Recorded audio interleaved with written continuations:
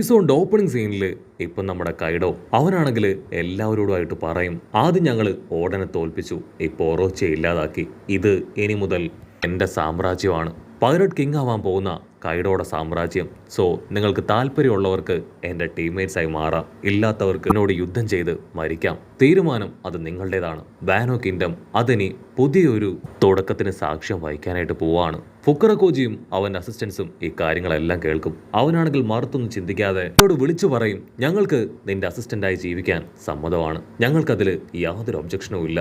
അത് കേട്ട് കൈഡോ അവൻ ഡബിൾ ഹാപ്പിയായി അവരെ കൂടെ ചേർക്കും. തൊട്ടു പിന്നാലെ ഇപ്പൊ ബാക്കിയുള്ളവരും കൈഡോയോടൊപ്പം ചേരുകയാണ്. എല്ലാവർക്കും അത് കണ്ട് ഭയങ്കര അത്ഭുതം, പ്രത്യേകിച്ച് നമ്മുടെ ആൾക്കാർക്ക്.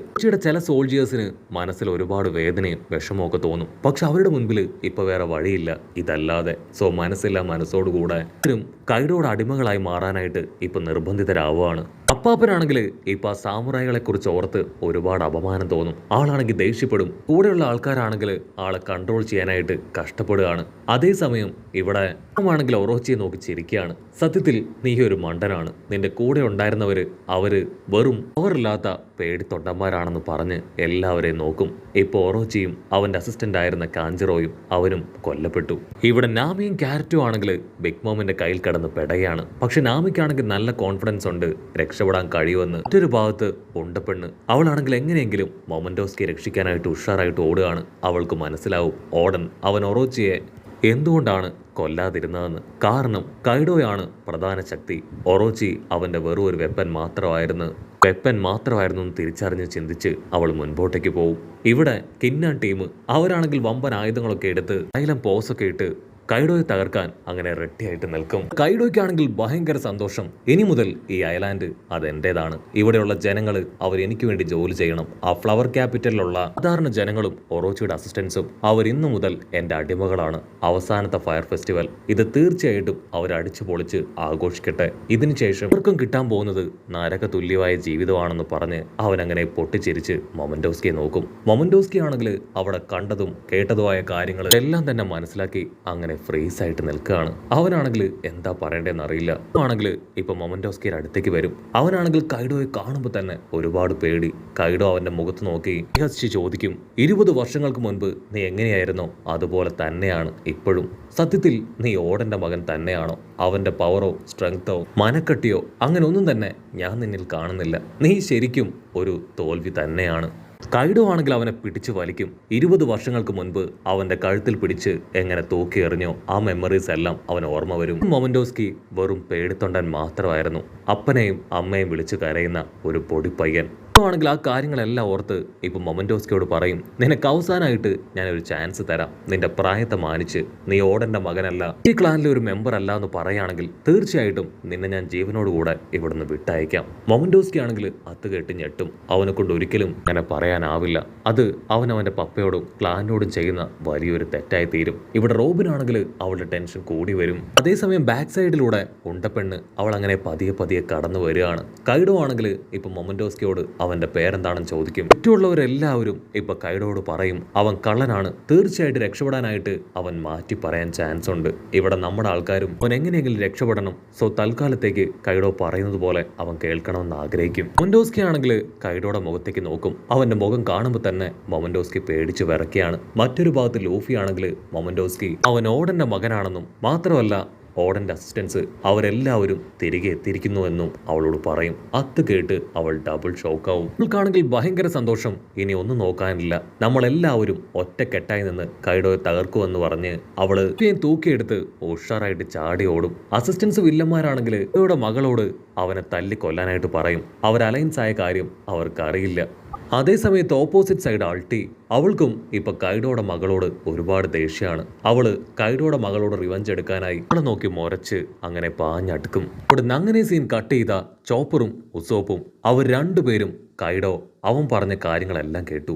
ഇനി എത്രയും വേഗം മൊമന്റോസ്കിയെ രക്ഷിച്ചിട്ടില്ല എങ്കിൽ വലിയ അപകടമാണെന്ന് തിരിച്ചറിഞ്ഞ അവർ മുൻപോട്ടേക്ക് പോകും. അപ്പൊ ചോപ്പർ ചുറ്റും ഒരുപാട് ജയൻസ് ആയിട്ടുള്ള മോൺസ്റ്റേഴ്സിനെ കാണും.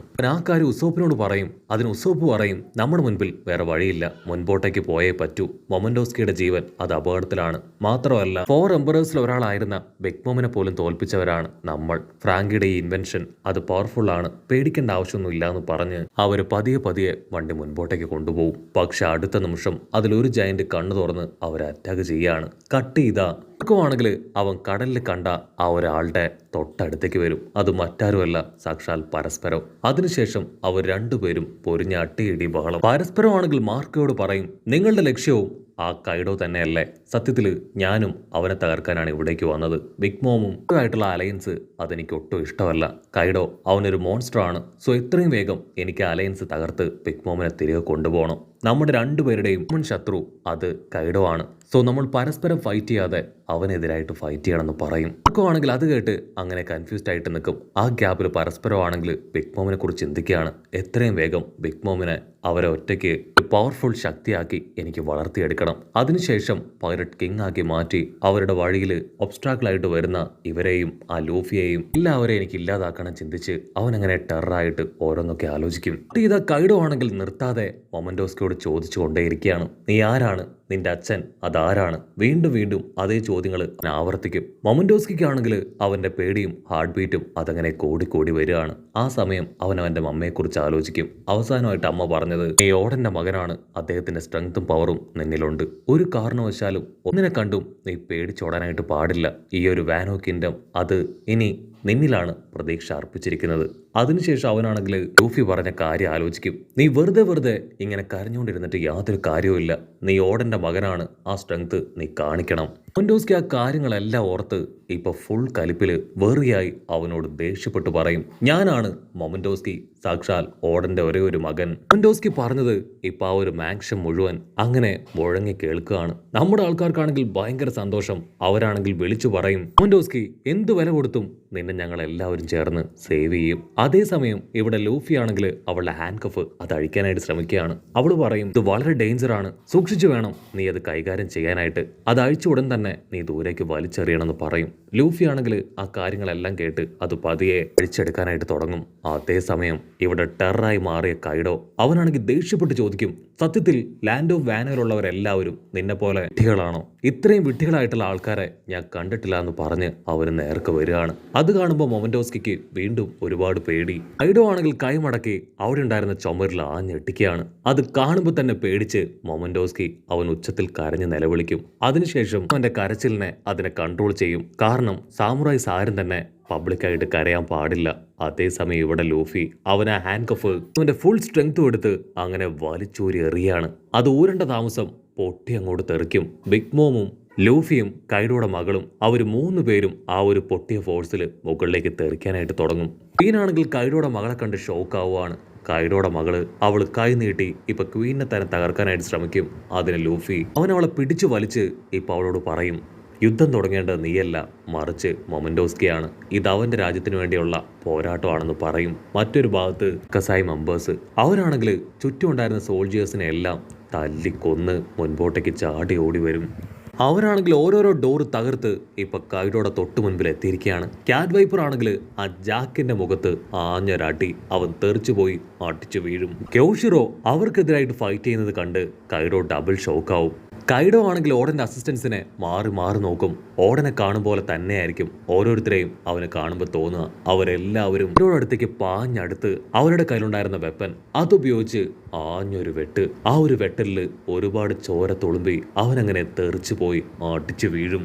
കൈഡോയ്ക്കാണെങ്കിൽ ഓടൻ വന്ന് അവനെ അറ്റാക്ക് ചെയ്തൊരു ഫീലായിരിക്കും ഉണ്ടാവുക. മാത്രമല്ല ഓടൻ അവനെ നോക്കി പരിഹസിച്ചിരിക്കുന്നത് പോലെ അവന് തോന്നും. അങ്ങനെ അവിടെ വെച്ച് ഈ ഒരു എപ്പിസോഡും അവസാനിക്കുന്നു.